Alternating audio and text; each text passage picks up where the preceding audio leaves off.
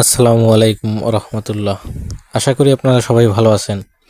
তো এখন আমি আপনাদেরকে দেখাইতেছি যে একটা ফুল, এটা হচ্ছে বেদানা বেদানা ফুল। তো সে ফুলটা আসলে টপ থেকে ছুটে গেছিলো, তো সেটাকে আসলে আমরা কিভাবে লাগাই। প্রথমে মেশিনে যে ঘাম দেওয়া আছে, এই যে দেখতেছেন মেশিনে, তো সেই ঘামটা ফুলের যে গোড়া আছে সেই গোড়ায় চতুর্দিক থেকে আপনার বেশ গাঢ় পরিমাণে দিতে হবে। যেহেতু এই ফুলটা একবার লাগানো হয়েছিল, পরে আবার ছুটে গেছে, যার কারণে আবার নতুনভাবে লাগানো হইতেছে।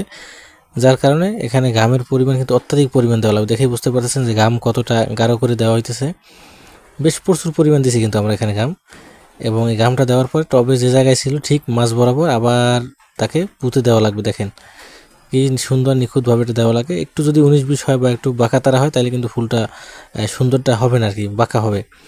এবং এটা যখন বসানো হবে, বসানোর পরে এটার গোড়ায় আবার কিন্তু ঘাম দেওয়া লাগবে। অর্থাৎ এটা যাতে টবের সাথে একদম পরিপূর্ণ সেট হয় সেই ব্যবস্থা করা লাগবে। এই দেখেন আবার কিন্তু টবের গোড়ায় চতুর্দিক দিয়ে আবার কিন্তু ঘাম দিয়া ফুলের যে তোড়াটা আছে সেই তোড়াটা কিন্তু আবার একদম অ্যাডজাস্ট করে দেওয়া হইতেছে। দেখেন, দেখেই বুঝতে পারতেছেন যে কত নিখুঁতভাবে কাজটা করা হইতেছে। এবং দেখেন সর্বশেষ খুব সুন্দর একটা কিন্তু ফুল তৈরি হয়ে গেছে।